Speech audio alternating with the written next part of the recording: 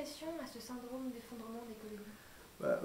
Une explication personnelle, pas tellement, parce que ces deux ruches étaient assez, à mon avis, viables, donc elles ont passé l'hiver, mais au printemps ne se sont pas redéveloppées normalement.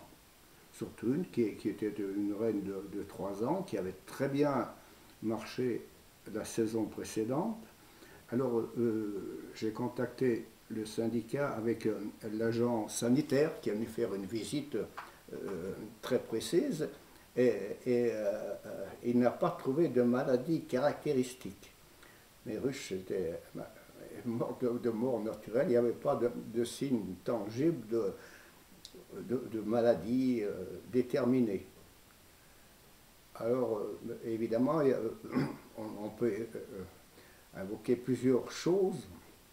D'abord le varroa, mais le varroa, je les ai toujours traités avec le système recommandé par le syndicat, c'est-à-dire des lanières d'apiston. Et bon, mais le varroa, il n'y en a pas beaucoup.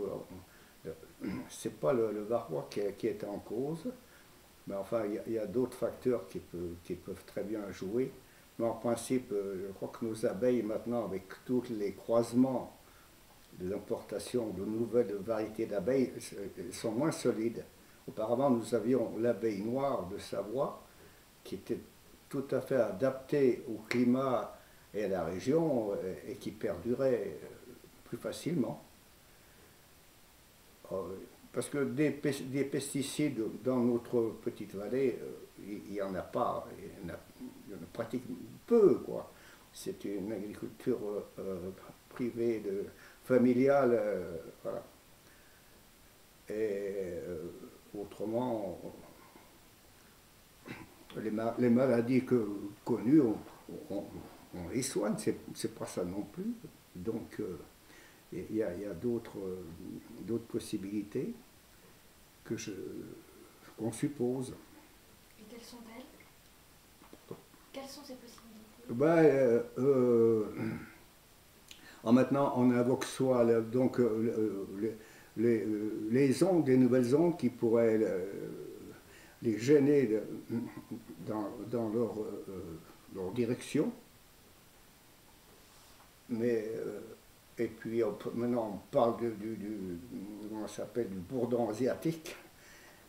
Enfin, il y a toujours quand même certaines maladies que l'on maîtrise assez bien, maladies latentes. Enfin, mais moi j'en avais personnellement, on n'en a pas trouvé des séquelles de ces maladies-là.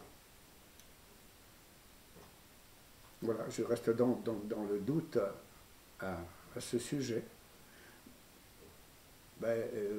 Par contre, plus bas dans les vallées de Savoie, on a épandu énormément de pesticides ces années dernières. On a même traité par hélicoptère toute la vallée.